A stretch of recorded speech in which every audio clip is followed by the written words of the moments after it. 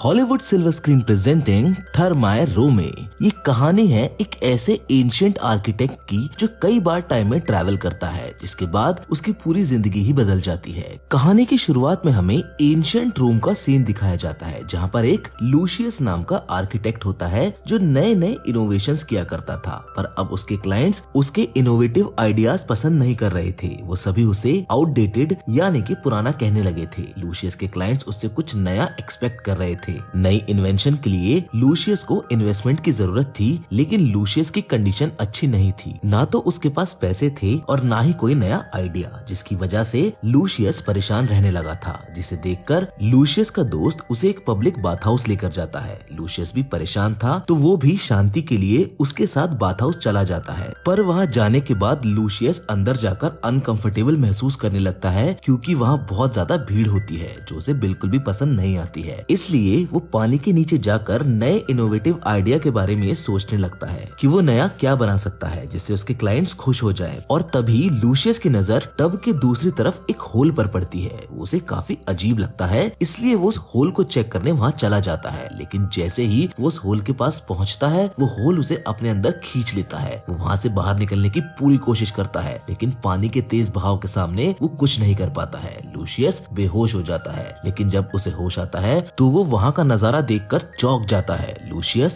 Time travel कर चुका था और अब वो एंशिएंट टाइम से 21st सेंचुरी में आ पहुंचा था। वो खुद को एक पब्लिक बाथ हाउस में ही पाता है, जहाँ पर वहाँ के लोगों के चेहरे देखकर वो हैरान था। वो वहाँ रखी सभी चीजों को नजदीकी से देखने लगता है, जैसे कि क्लोथ बास्केट, मूविंग फैन और बॉडी मसाजर, जिसे देखकर वो हैरान हो जाता है और मन ही मन सोचने लगता है कि ये कितनी एडवांस सिविलाइजेशन है जो उनकी सिविलाइजेशन से बहुत आगे है। और फिर वो सभी चीजों को नोटिस करके गलती से लेडीज बाथ हाउस में पहुंच जाता है। लूशियस को नेकेड लेडीज बाथ हाउस में देखकर वहाँ पर अफरा तफरी मच जाती है, जहाँ पर मौजूद एक ओल्ड लेडी उसके सर पर एक मेटल बॉक्स मार देती है, जिससे वो वहीं पर बेहोश हो जाता है। जिसके बाद वहाँ पर बैठी एक लड़की उसके पास आती है। उस लड़की का नाम मामी था, जो एक कार्टूनिस्ट थी। वो उसके पास आकर उसका फेस ड्रॉ करने लगती है, लेकिन तभी लूशियस को कुछ लोग वहाँ से आकर ले जाते हैं और जब उसे होश आता है तो वो खुद को वहीं उस जगह पर पाता है। लूशियस अभी भी कंफ्यूज था और ये सोच रहा था कि आखिर ये जगह कौन सी है कि तभी वहाँ एक खड़ा आदमी उसे एक स्वीट मिल्क बॉटल देता है, जिसे पीते ही लूशियस के होश उड़ जाते हैं, क्योंकि उसका स्वाद उसे बहुत पसंद आता है। ऐसी चीज उसने पहले कभी नहीं पी थी, लेकिन इससे पहले वो कुछ और सोच पाता, लूशियस दोबारा बेहोश हो जाता है। और इस बार जब उसकी आंख खुलती है तो वो खुद को अपने समय में पाता है जहाँ वो बेहोश हुआ था। मतलब लूशियस फिर से टाइम ट्रैवल कर चुका था और वो पहुंच चुका था वापस एंशिएंट रोम में। कुछ लोग उसे बताते हैं कि वो पानी में डूब गया था, इसलिए बेहोश हो गया था। लूशियस को भी लगता है कि शायद वो कोई सपना देख रहा होगा और उसके साथ जो हुआ वो सच नहीं था। लेकिन तभी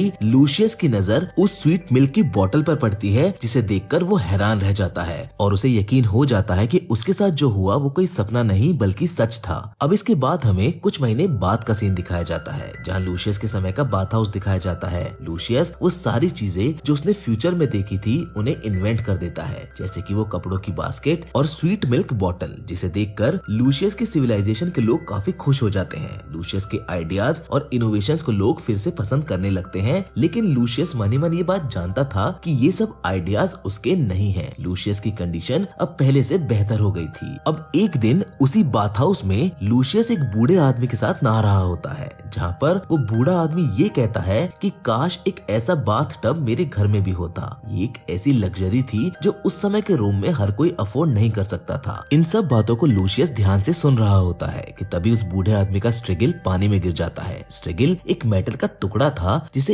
एंशिएंट रोम के लोग शरीर का मैल उतारने के लिए इस्तेमाल किया करते थे। उस स्ट्रेगिल को ढूंढने के लिए लूशियस पानी के अंदर चला जाता है, जहाँ वो उस बूढ़े आदमी की बातों के बारे में सोचने लगता है जो उसने कहा था कि काश मैं एक ऐसा बाथ हाउस उसके घर में भी बना पाता। तभी फिर से पानी का बवंडर तेजी से उसे भागकर दोबारा 21st सेंचुरी में यानी कि फ्यूचर में ले जाता है, लेकिन इस बार वो एक घर के बाथटब में पहुंचता है। दरअसल में वो एक मॉडर्न बाथरूम होता है, जहाँ fancy shower cap, shampoo bottles और हैंड वॉश डिस्पेंसर्स रखे होते हैं, जिन्हें देखकर वो फिर से काफी हैरान होता है। वो सोचने लगता है कि ये सिविलाइजेशन रोमन से काफी एडवांस है कि तभी वहाँ एक बूढ़ा आदमी आ जाता है, जिसे लगता है कि आज उसका केयर गिवर एक फॉरेनर है और वो यानी कि लूशियस उसको नहलाने में हेल्प करने आया है। लेकिन लूशियस उस बाथरूम से बाहर बाहर आ जाता है, जिसके बाद वो बाथरूम से बाहर आकर इन सब के बारे में सोचने लगता है। लेकिन तभी वहाँ वो कार्टूनिस्ट लड़की मामी आ जाती है, जो उसे देखकर खुश हो जाती है और अपनी स्केच लेने के लिए जोर से भागती है। पर जब तक वो वापस आती, लूशियस वहाँ से चला जाता है। वो एक बार फिर से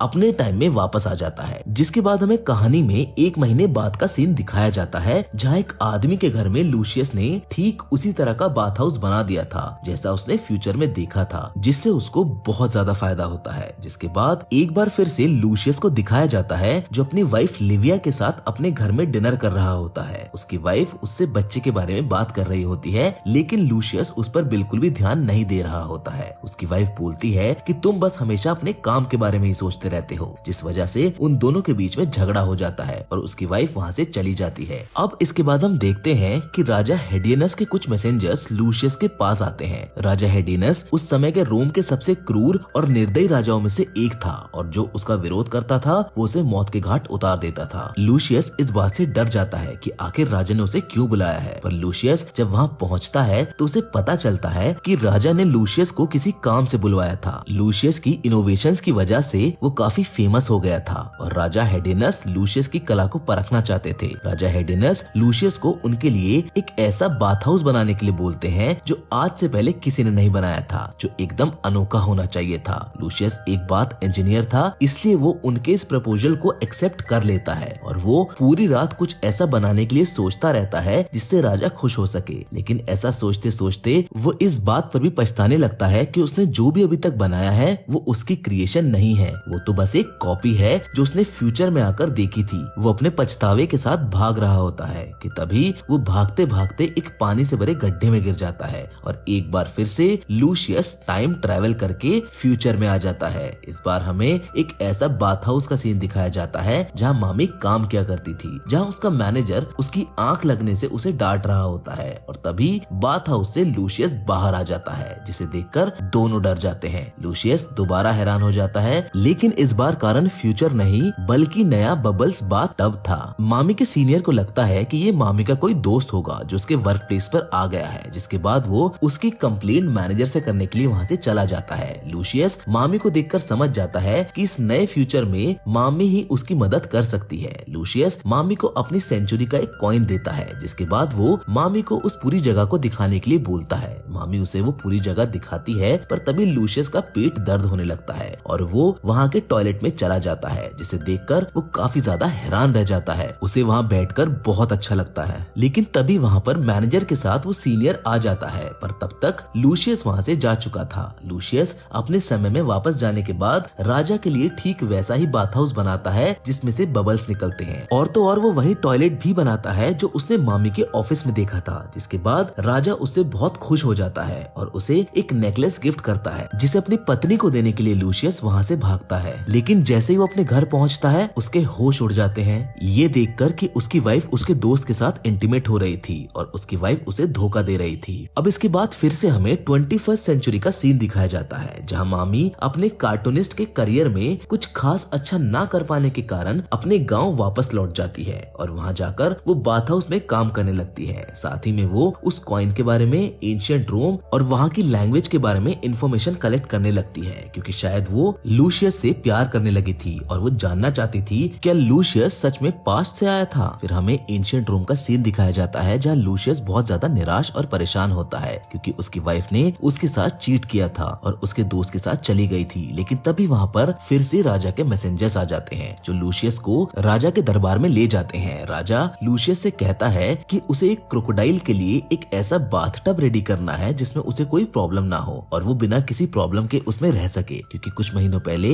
राजा के बेटे की मौत हो गई थी और उसे लगता था कि उसने उसी क्रोकोडाइल के रूप में दोबारा जन्म लिया है। राजा लूशियस को ये भी बोलता है कि अगर इस क्रोकोडाइल को कुछ हुआ तो मैं तुम्हें जिंदा नहीं छोड़ूंगा। ये सुनकर लूशियस डर जाता है और राजा के बाथटब को चेक करने लगता है, लेकिन जैसे ही वो पानी के अंदर जाता है वो फिर से ठीक पहले की तरह उसी बवंडर से एक बार फिर से 21st सेंचुरी में आ जाता है। और जब वो पानी से बाहर निकलता है तो पता चलता है कि वो एक जू के केज में बंद है जिसमें क्रोकोडाइल्स भी हैं और वहीं दूसरी ओर मामी भी वहाँ पर मौजूद थी, क्योंकि वो किसी के साथ वहाँ पर डेट पर आई थी। तभी वो दोनों लूशियस के पास जाते हैं और उसे उस केज से बाहर निकालते हैं, जिसके बाद लूशियस वहाँ क्रोकोडाइल के बारे में बहुत सी चीजें सीखता है जो उनकी देखभाल के बारे में होती है। जिसके बाद वो मामी को गोद में उठाकर वहाँ से आगे चलने लगता है। आगे आने के बाद वो एक बनाना ट्री देखता है जहाँ से मामी उसे एक केला तोड़ कर देती है। वो पहली बार केले को खाता है, उसका स्वाद उसे बहुत पसंद आता है और वो डिसाइड करता है कि वो अपने टाइम में वापस जाकर ये पेड़ जरूर लगवाएगा। उसके बाद मामी उसे वहाँ घुमाती है और वो साथ खाना खाते हैं, साथ ही में खेलते हैं। पर तभी वहाँ पर एक बंदर आ जाता है जो उसके आधे खाए केले को अपने साथ लेकर भाग जाता है, जिसका पीछा करते हुए लूसियस एक हॉट स्प्रिंग बाथ के पास आ पहुंचता है। लूसियस उस पानी में उतरता है और हमेशा की तरह वो अपने समय में वापस आ जाता है, जिसके बाद हमें दिखाया जाता है कि लूसियस ने राजा के उस क्रोकोडाइल के लिए एक हॉट स्प्रिंग बाथ हाउस तैयार कर दिया है, जहाँ उसने वो केले का पेड़ भी लगा दिया है। लूसियस की इस कोशिश को देखते हुए राजा उससे हमेशा की तरह बहुत खुश हो जाता है। पर तभी वहाँ एक राजा का सिपाही आता है और राजा को बताता है कि कुछ लोगों ने बागी होकर फौज पर हमला कर दिया है और वो राजा को गद्दी से हटाना चाहते हैं। वो लड़ाई लगभग 1 साल तक चलती है। राजा की अब उम्र हो चुकी थी, इसलिए वो गद्दी पर अपने भतीजे सियोनियस को बैठा देता है। सियोनियस भी राजा के ही तरह ये चाहता था कि उसके लिए भी एक ऐसा बाथ हाउस बनाया जाए जो एकदम अलग हो। तो राजा उस काम की जिम्मेदारी लूसियस को सौंपता है। पर लूसियस सियोनियस को खास पसंद नहीं करता था, क्योंकि वो अपनी शक्तियों का गलत इस्तेमाल करता था, साथ ही में उसका कैरेक्टर भी अच्छा नहीं था। और लूसियस के हिसाब से अगर वो राजा बन जाता तो रोमन एम्परर हार जाता। लूसियस इस बारे में बहुत सोचता है। फिर जब वो शियोनियस के पास जाता है तो वो उसे इस बाथ हाउस को बनाने से मना करने लगता है। शियोनियस लूसियस को याद दिलाता है कि जो भी राजा के हुक्म के खिलाफ जाता है उसे मौत की सजा मिलती है, जिसके बाद लूसियस एक दूसरे आर्किटेक्ट के पास जाता है राजा के इस काम के लिए। पर वो आर्किटेक्ट उससे बहुत गुस्सा था और सिर्फ वो ही नहीं बल्कि बाकी सब आर्किटेक्ट भी लूसियस से नाराज थे। लूसियस और उस आर्किटेक्ट के बीच हाथापाई हो जाती है और वो दूसरा आर्किटेक्ट लूसियस को कुएं में धक्का दे देता है, जिसके बाद वो एक बार फिर से अपने आप को जापानीज बाथ हाउस में पाता है, जहाँ कुछ लोग उसके घावों का इलाज कर रहे होते हैं। वो लोग उसे गर्म पानी के तालाब में ले जाते हैं, जिससे उसके घाव जल्दी भरने लगते हैं। वो लोग उसे पीने के लिए पानी और खाना भी देते हैं, जिसके बाद लूसियस वहाँ से चला जाता है। और आगे आने के बाद वो एक बार फिर से मामी से मिलता है। मामी उसे पीने के लिए पानी देती है, जिसे पीने के बाद वो एकदम ठीक हो जाता है। वो नशे की हालत में था, इसलिए वो मामी को अपने साथ पानी में लेकर गिर जाता है। और इस बार जब दोनों की आंख खुलती है तो दोनों एंशिएंट रोम में होते हैं। मतलब इस बार मामी टाइम ट्रेवल करके पास्ट में आ गई थी और वो भी ये सब देखकर पूरी तरह हैरान थी। उसे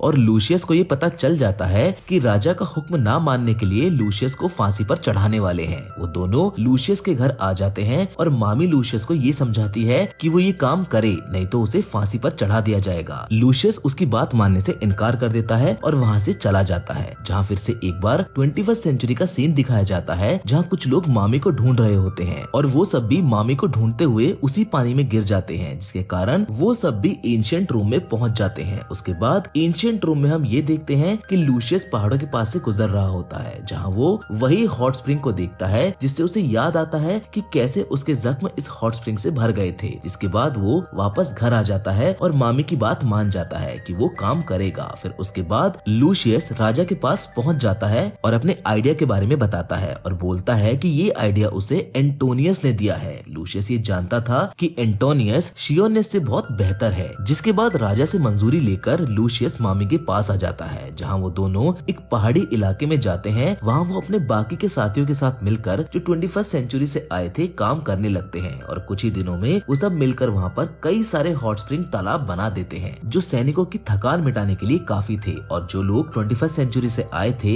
वो उन घायल सैनिकों को अपने ट्रीटमेंट से जल्दी रिकवर करने लगते हैं, जिससे लूसियस भी काफी खुश था कि ये लोग कितने अच्छे हैं जो बिना किसी कारण उसकी बहुत ज्यादा मदद कर रहे हैं। जिसके बाद हमें कुछ महीनों के बाद का सीन दिखाया जाता है, जहाँ राजा के सैनिकों ने उन विद्रोहियों के खिलाफ जंग जीत ली है। दूसरी तरफ मामी और लूसियस के बीच प्यार और बढ़ने लगा था, क्योंकि वो काफी समय से एक साथ रह रहे थे। अब उन दोनों को एक दूसरे की आदत लग गई थी। लूसियस भी मामी के साथ बहुत खुश था। मामी और लूसियस एक साथ बैठकर बात कर रहे होते हैं कि तभी अचानक से मामी और उसके साथी वहाँ से गायब होने लगते हैं। वो अपने समय में वापस जा रहे थे और इससे पहले लूसियस और मामी एक दूसरे से कुछ कह पाते वो दोनों अलग हो जाते हैं। जिसके बाद दिखाया जाता है कि राजा एंटोनियस को गद्दी सौंप दी जाती है, जो लूसियस को सबके सामने सम्मानित करता है, क्योंकि उसके बिना राजा कभी भी जीत नहीं सकता था। जिसके बाद फिर से एक बार हमें 21वीं सेंचुरी का सीन दिखाया जाता है, जहाँ मामी ने अपनी लाइफ एक बार फिर से एक कार्टूनिस्ट के तौर पर शुरू कर दी थी। जिसके बाद हम मामी को एक रोड पर चलते हुए भी देखते हैं, जिसे कहीं से पानी की आवाज आ रही होती है और जैसे ही मामी उस ओर देखती है तो रोड के दूसरी तरफ तालाब से लूशियस बाहर निकलता है, जिसे देखकर एक बार फिर से मामी बहुत ज्यादा खुश हो जाती है। मामी और लूशियस की कहानी तो यहाँ पर खत्म हो जाती है, लेकिन हम उम्मीद करते हैं कि आपको ये मूवी पसंद आई होगी।